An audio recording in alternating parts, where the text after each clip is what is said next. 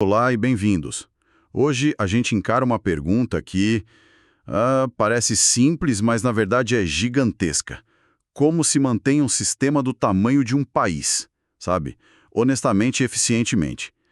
E especificamente a gente vai falar do nosso Sistema Único de Saúde, o SUS. Para nos guiar nessa, temos em mãos um material que acabou de sair do forno. É um guia oficial de 2024, do Departamento Nacional de Auditoria do SUS, o DENASUS. Nossa missão aqui é entender como essa máquina de autoavaliação funciona por dentro. E o foco não é achar culpados, mas sim fazer o sistema de saúde que todos nós usamos funcionar cada vez melhor. E só para a gente ter uma ideia, assim, do tamanho do desafio, é preciso lembrar uma coisa fundamental. Saúde no Brasil é um direito. Está na Constituição. E o SUS é a ferramenta que transforma essa frase bonita, sabe, em realidade para mais de 200 milhões de pessoas. E ele se sustenta em ideias que são colossais. Ser universal para todo mundo, integral, que vai do curativo no dedo até uma cirurgia cardíaca, e também descentralizado, né, dividindo o trabalho entre governo federal, estados e municípios. Auditar isso aí é como, sei lá, tem que verificar cada engrenagem de um motor do tamanho de um continente. Ok, vamos desvendar esse motor então. Para começar, a palavra auditoria ela costuma dar um frio na espinha, né? Com certeza. A gente logo pensa em fiscalização, em alguém procurando um erro só para punir. Mas a definição que o guia traz, que é baseada em padrões internacionais, vai por um caminho bem diferente. Fala em agregar valor e melhorar as operações. Exatamente. A mentalidade é outra. O próprio DENASUS, ele define a atividade dele como sendo de avaliação e apoio à gestão. A ideia central não é ser polícia do sistema. Certo. É ser uma espécie de consultor interno de altíssimo nível. O auditor é aquela pessoa que chega com uma lanterna bem potente, para iluminar os processos. Ele mostra para o gestor onde estão os gargalos, os riscos e, o que é mais importante, as oportunidades de melhoria. É bem menos sobre apontar o dedo e muito mais sobre iluminar o caminho, sabe? Entendi. Então, na prática, o objetivo é ajudar, sei lá, o gestor do posto de saúde ou do hospital a gastar melhor o dinheiro público? Isso. Para que, no fim da ponta, o atendimento para o cidadão seja mais rápido, mais eficaz. É isso. Perfeito, a análise foca nisso, em como as políticas de saúde e os recursos estão sendo aplicados para subsidiar a tomada de decisão. A pergunta final é sempre essa: isso está gerando o melhor resultado possível para a população? E o que me pareceu bem interessante é que essa estrutura toda ela não é uma ideia nova. Não mesmo. O guia mostra que o Sistema Nacional de Auditoria, o SNA, foi criado por lei lá em 1993. Pois é. Ou seja, é um sistema que já tem quase 30 anos de estrada, né? E foi pensado para operar em todos os níveis, federal, estadual e municipal. Isso. E o DENASUS é como se fosse o cérebro dessa operação toda. É o órgão central que coordena e tenta padronizar as regras do jogo para todo mundo. E ele mesmo tem uma dupla função. Além de ser o coordenador nacional, ele é o auditor interno do próprio Ministério da Saúde, se reportando direto ao ministro. A estrutura dele, com a sede em Brasília e unidades nas capitais, é o modelo que os estados e municípios deveriam seguir. Deveriam é a palavra-chave aqui, né? Exatamente. Porque o guia aponta um detalhe que me deixou bem curioso. Se a lei é dos anos 90, por que nem todos os estados e, principalmente os municípios, já implementaram seus próprios sistemas de auditoria? Parece que, assim, existe a estrada, mas nem todo mundo decidiu pegar o carro e dirigir por ela. E essa sua observação nos leva direto ao coração de toda essa discussão, a questão que define se tudo isso funciona de verdade ou se é só um monte de papel. A independência. Exato. É a pergunta de R$1 milhão. Como é que um auditor, sei lá, talvez numa cidade pequena, vai ter a coragem de apontar uma falha grave num programa que é tocado por um secretário poderoso? Ou por alguém com fortes conexões políticas? Como ele sobrevive à pressão que, com certeza, vai vir? A resposta está em 4 pressupostos que o guia define como inegociáveis. São como os pilares que sustentam o teto da independência. Se um deles cair, a casa toda desmorona. O primeiro é a vinculação hierárquica. É um nome técnico.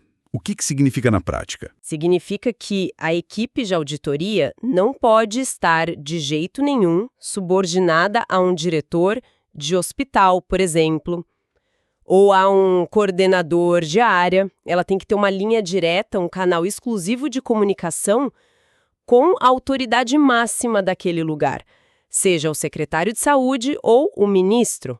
Ah, entendi. É para evitar que o chefe que está sendo auditado seja o mesmo chefe que pode demitir o auditor. Exatamente. Porque se o auditor se reportasse ao diretor do hospital que ele está investigando, que chance ele teria de apontar um problema sério? Nenhuma. Nenhuma. Seria calado na hora. Ele precisa falar com o dono do time, que tem a visão do todo e o poder para agir. Essa a lógica.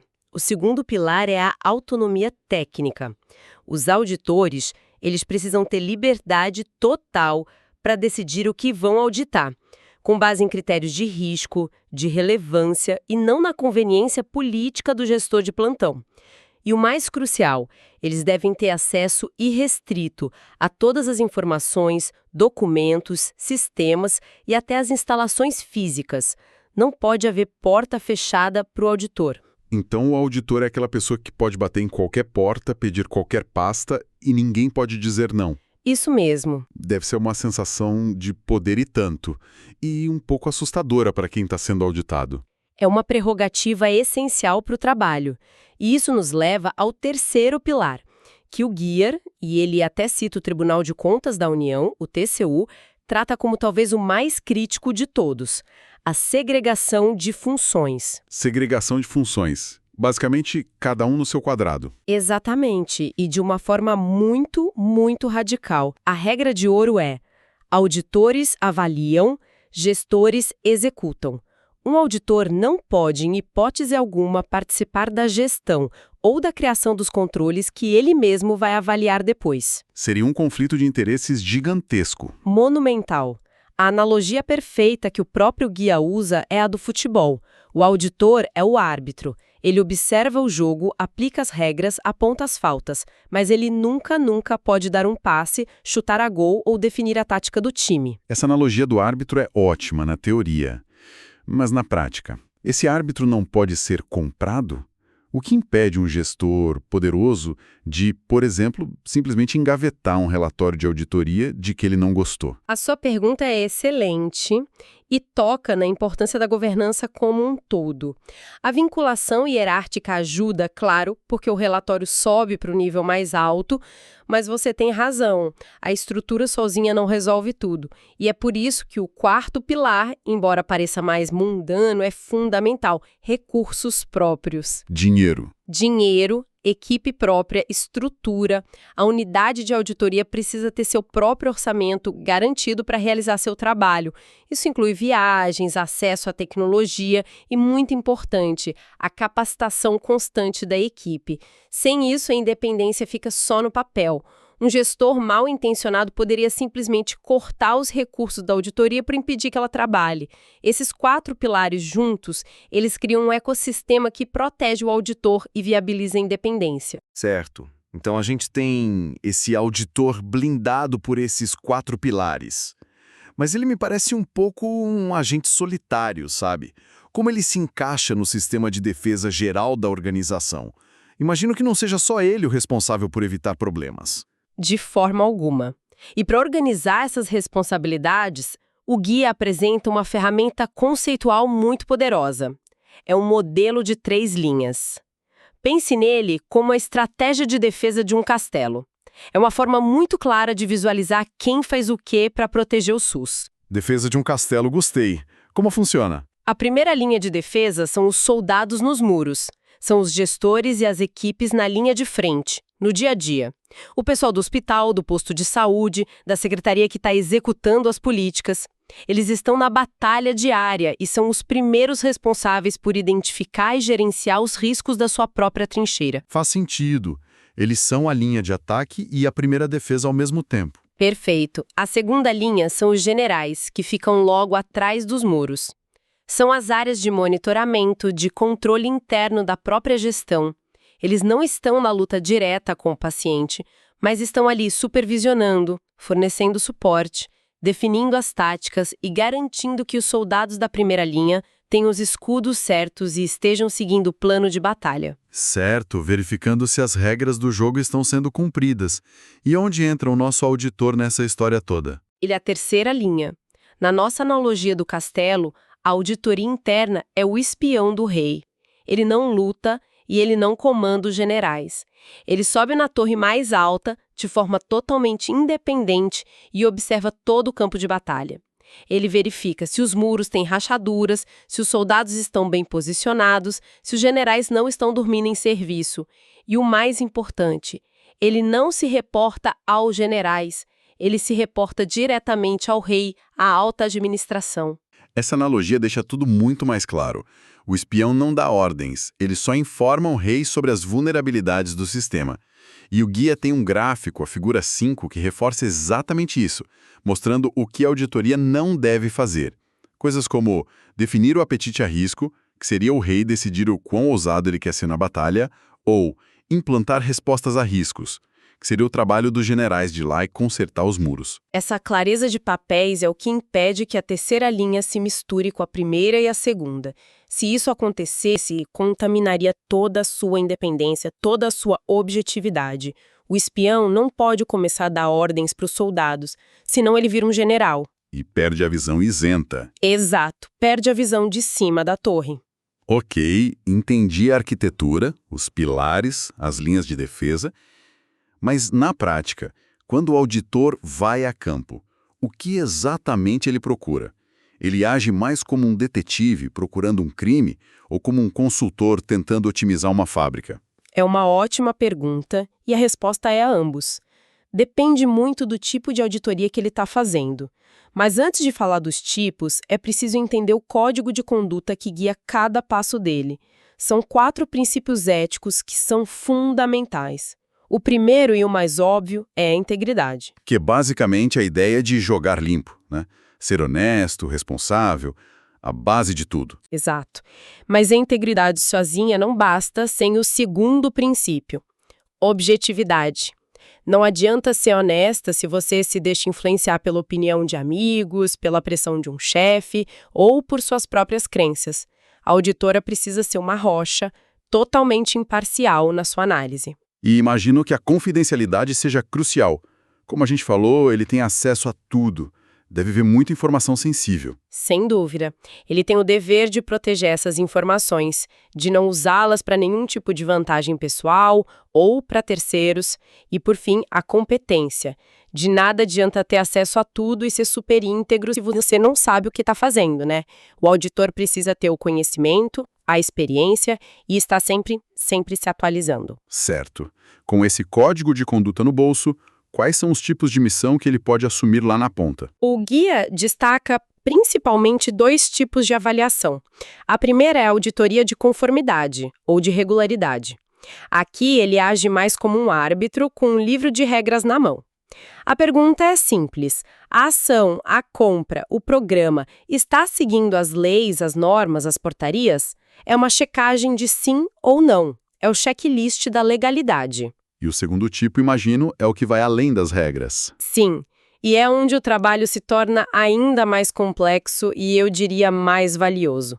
É a auditoria operacional ou de desempenho. Aqui a pergunta é muito mais profunda. Essa política pública está sendo eficiente, eficaz e efetiva?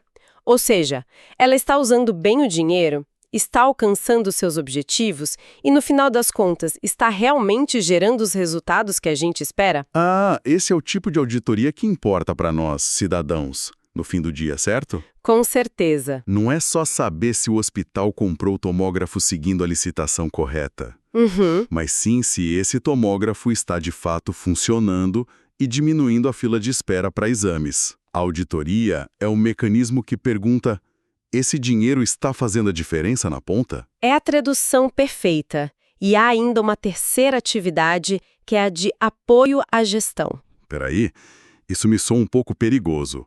Apoio à gestão. Isso não coloca o auditor perigosamente perto de virar um jogador do time?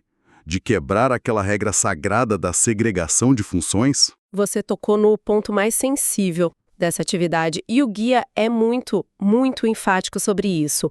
O apoio à gestão é um serviço de assessoria, de consultoria, geralmente solicitado pelo próprio gestor para um assunto estratégico e complexo.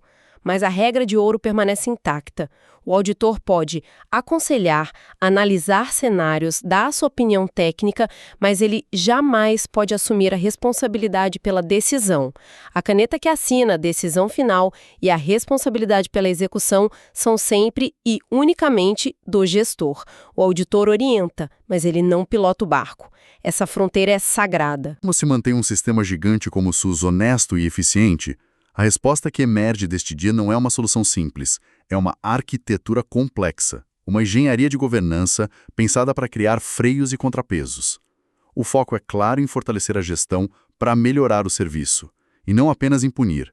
E os pilares dessa arquitetura são a independência do auditor e essa organização em 3 linhas de defesa. E se tivéssemos que escolher uma única palavra para definir a chave de tudo isso, essa palavra seria independência. Ela é o alicerce. Sem independência real, factual, protegida, a avaliação objetiva se torna impossível e a confiança nos resultados desaparece. Se esse pilar da independência rachar, a terceira linha de defesa, o nosso espião na torre, fica cego. E todo o castelo da governança se torna vulnerável. Tudo depende disso. E para fechar, fica uma reflexão. O documento que a gente analisou hoje mostra uma estrutura impressionante, uma arquitetura quase perfeita no papel para garantir a qualidade e a integridade da gestão no SUS. Mas isso me deixa pensando em uma questão que vai além do guia. Uma estrutura de auditoria, por mais bem desenhada que seja, ela tem força para garantir que suas recomendações sejam de fato implementadas quando elas esbarram na realidade, que é confusa e complexa, dos interesses políticos e econômicos? No embate entre a lógica impecável de um relatório técnico e um acordo político poderoso, quem costuma vencer? A técnica pode de fato superar a política? É algo para se pensar.